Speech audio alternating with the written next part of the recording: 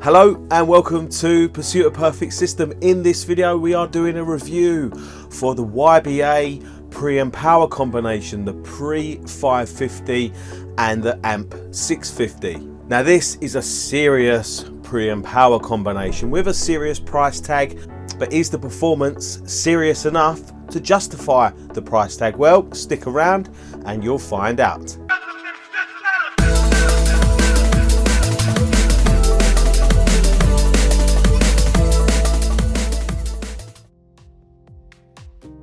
Let's start as always by thanking Nintronics, the fantastic dealer who has loaned us both of these samples for review. And if you're in the market for any hi-fi, especially these products, make sure you speak to them and get down there for a demo, providing you're in the UK. We always start by looking at the design of a product, and we're going to start by looking at the Amp 650 because it is a real statement piece. It really stands out. It really is something special to look at. When you put it on a hi-fi rack, it's just a stunner.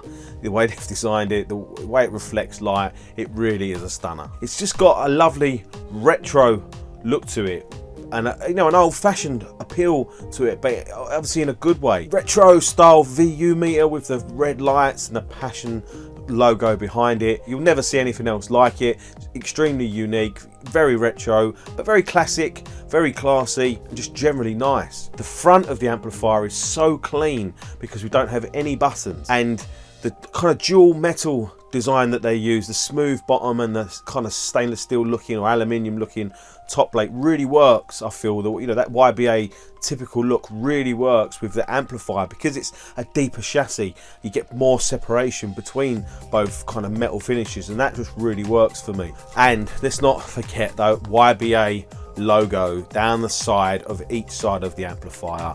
That's just something special. That's a real premium thing. You only see that on really kind of exclusive types of products, and yet this is not at that real silly end price tag money. So from visually, those YBA logos down the side, they are beautiful. And that follows on really to the rear of the amplifier. It's extremely well laid out, very clean. It's got a lovely kind of crisp look to it, the way it's all laid out, the really high quality connections that they've used. It's obviously got those very strange YBA banana plug connections for your speaker cable. As we're still using the Audio Quest Oak speaker cable for this review, I had absolutely no issue connecting banana plugs into those speaker connectors. It's when you use spay connectors that are a little bit awkward to use. Moving on to the Pre 550, it also has a very premium build quality and very high quality finish. It feels very nice in your hands. Everything feels very high quality with the unit. It's a little different to the amplifier. It doesn't quite have that specialness about it, but that's really not in detriment to the Pre 550. It's just that the Amp 650 really is such a stunning piece. I actually really like the OLED screen that's used on the Pre 550. It's very clear and very easy to read. And again, we have the Passion logo behind and that red colouring set off against the dual metals that they use, the kind of dual metal finishes that's used. And it's very retro, it's very classic, very unique to YBA, and I actually really like it. It looks lovely on a hi-fi rack. We also have really high quality and nice connections on the rear of the Pre 550, and there is a lot of connections. That is because the Pre 550 is very well equipped. It's an integrated DAC and preamplifier, and the DAC section has just about every possible input connection you could think of, including balanced digital connections and I2² via an RJ45 connection. There is also a network input and built-in Apple Airport Express. The Pre 550 internally has two linear power supplies, and it boasts a THD of 0.003% and a signal to noise ratio of 105 dB. The Amp 650 is a beast. It outputs 200 watts per channel at 8 ohms and doubles down to 400 watts per channel at 4 ohms. And what's probably more impressive is that you can use it as a 600 watt monoblock, and two of those puts you up in Dan D'Agostino Master Audio amplifier territory for probably half the cost. So that's really something to bear in mind. The amplifier weighs 25 kilograms, so it's heavy and it's solid, but it's not backbreaking, it's not unreasonable, it's not unmovable, it's not unlivable. And that's especially because it doesn't really generate that much heat. Now that just makes it much easier to live with on a day-to-day basis. I want to mention the quality of the YBA remote control. Absolutely superb, like one big solid lump of aluminium in your hand. It feels fantastic, and even if you only may use 3 buttons on it, every time you pick that up to use it, it's reassuring that it's a quality product that you've bought, and it just feels nice in your hand. From the remote control, you're able to dim and turn off both displays for the pre and the power amplifier, but they both work slightly differently. The pre-amplifier has 2 levels of illumination that it turns off.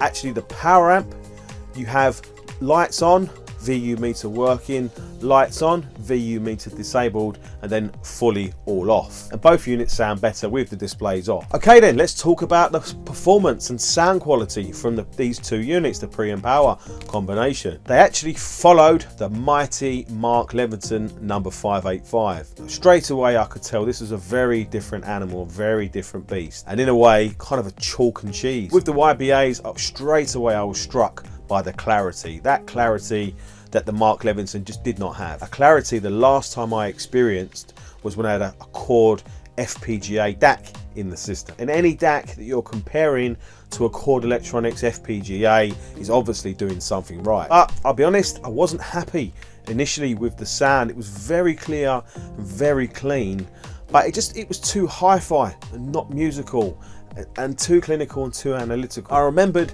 reviewing the YBA 350 integrated amplifier, and that responded really well to isolation products. That was the first thing I did, put our usual isolation products under the pre-550. Now YBA as a design only use 3 feet. That's obviously a trademark thing for them, but I found putting 4 good quality isolation units under the pre-550 made a difference, but it wasn't significant enough for me to be completely happy. So what I actually did was change some power cables around. All the power cables in the system are from a company XLO, and we generally use cables from their signature range, a lot of signature free and some unlimited edition power cables. Now what I did, I changed 1 power cable from our digital section, basically put 2 XLO signature 3, their brand new model, one on the pre-550, one on the power amp 550, and actually a higher spec unlimited power cable on a product in the digital section, and that was it. That was what I was looking for, that detail, but also with kind of fullness, smoothness and richness. And if you want to get some idea of what I'm talking about for the sound quality, go and check out the sound demonstration videos, because you'll get a taste of just how good the sound quality was from this combination in our reference system once we did those tweaks and changes. So let's talk about the sound and some highlights. So now I'm going to start by using the word sweetness. Everything I was listening to sounded sweet, but not in a fuzzy way, not in an overly warm way, not in a lacking detail kind of way. Completely the opposite. Everything was fast, detailed, dynamic, but sweet sounding as well. The treble, wow, the treble. This is without a doubt the best and nicest treble I've had from the KEF reference speakers. That sweetness combined with detail and speed and clarity and articulation really just set off the sound quality from the system. There's none of that nasty digital hash or harshness or grittiness or brittleness, not at all. Really analog like treble, sweet, smooth, and any treble that's analog like is about as high a compliment as you can pay to it. Drums, wow, drums. Nils Lofgren, Daft Punk, just the attack from the drums. It was the detail and the resolution and the clarity that was coming through. I'm sure if someone was a drummer, they would be able to tell exactly what drums were being used. Not just what drums were being hit, the actual drums themselves were being used. Never ever experienced that before, that level of insight into a recording for drums. And the kick drum from the KEF reference speakers, again, that's that mighty, big, beefy Amp 650, the kick drum power. Wow. real surprise, really fantastic to listen to. And I'm sure that was all helped along by the power correction high current side of the AudioQuest Niagara 7000, which obviously we was using for the review. But it's not just drums, trumpet and brass and horns. Check out the Bria Skomberg sound recorded demo that we did. Listen to that and listen to the clarity and the realism of those instruments and those trumpets and stuff coming through. Seriously good sound. You know, the dynamics, the transient clarity and the insight and timing, all superb, all backed up with an underlying sweetness, with a sound that's very holographic. So holographic in some songs. I'm thinking of London Grammar. Who Am I? The lead female vocalist in that. She was literally like a 3D entity in front of me in this listening room, and I've never experienced that on any other system that I've heard that song on. I've certainly never experienced that from this system before in this listening room. That really was something. It was so close to being blow your hair off if you had any amazing. Overall, I'd say the vocals are a little recessed if you compare it to something like the Mark Levinson number 585 that has that big bold presentation. But I would actually say the vocal clarity is better than from the Mark Levinson 585. It allows the subtle nuance to come through, and the vocal just sounds more focused, more central, in more space, with more clarity. And it just sounds more realistic. It sounds higher end, it sounds higher quality, and that's high praise. Bass is a little leaner than I would like, and a little leaner than something like the Mark Levinson number 585. And in a way, a leaner presentation really helps with the soundstage and the soundstage space and the clarity and distance and separation between the different elements of a sound mix. A sound with a lot of micro detail can sometimes be edgy or etched in its presentation, but not at all. Sweetness. It's all micro detail, but with sweetness. Bass was very precise, very articulate, and very controlled. There are a couple of potential negatives and things I just wanted to point out. The actual amplifier sounds quite a bit better when you turn the volume up, which is not really a problem for me. The presentation clarity and space is always there.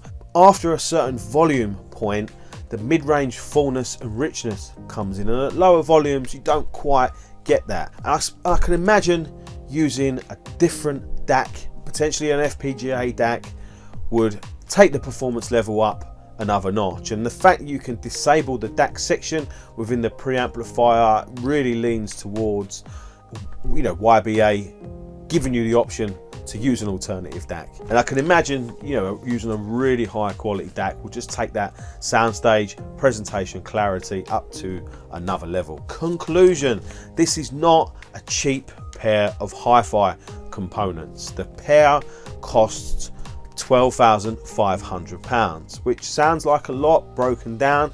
We're talking £6,000 ish per unit, which actually is not crazy money. That amplifier, that quality and class of amplifier at that price point is actually could be classed as a bit of a bargain. These are very premium units, really very high quality sounding units. The balance of sound is very well done, very easy to like, very easy to be impressed with, very easy to listen to across a broad style of music. It's a sound that just is very good in all areas, and probably over the long haul, you know, these products are designed to be bought and kept for years, and it's a sound you'll never tire of, you'll never get bored of, and it will never irritate you and aggravate you, but it will allow you to enjoy all different styles of music. I think when you're in different moods for different times of the day and different times of the year and at different stages in your life, and you know, that's a very difficult and fine balance to get right, but that is what YBA have done here with this pre and power combo from their Passion range. Sound is detailed, fast, precise, smooth, enjoyable, dynamic and sweet. A lovely balance. And because of that holographic sound on certain music, because of that lovely balance, You know, I've really enjoyed listening to both of these units. I've not spent nearly enough time with them. I would love to spend more time with them, but I've spent enough time with them to be extremely impressed. Because of that, they easily win, and we easily award them our Certified Special Performer Award. And would we buy these with our own money? Well, I'd have to tweak a little bit more bass out of the system to be totally happy, but yes, we definitely would buy these. I also think I may have found an absolutely great match with the YBAs and another product, but I'm not going to tell you what that is. You'll have to come back for the next set of videos that's coming soon, and then you'll hear that and see all that for yourself. Now, I hope you've enjoyed this review. If you have, please don't forget to smash the like button. We really appreciate it. Don't forget to visit the website as often as you can. That we really appreciate as well. There's loads more content coming. If you haven't checked them out, go and check out the song demonstrations and just get a feel for just how great this combo is and how great it was sounding in our reference system. Make sure you subscribe, hit the notification button and all that jazz. I really hope you enjoyed this. Take care. We'll see you in the next video.